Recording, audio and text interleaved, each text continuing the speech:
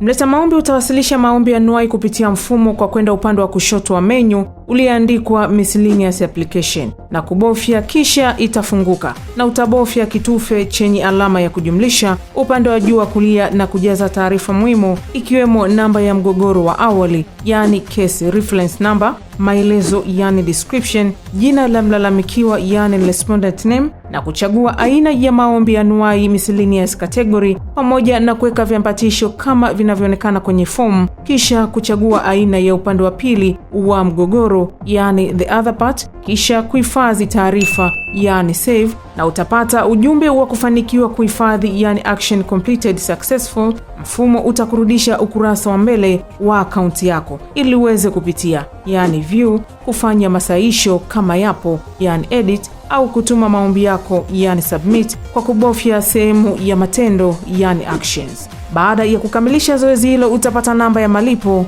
yani control number.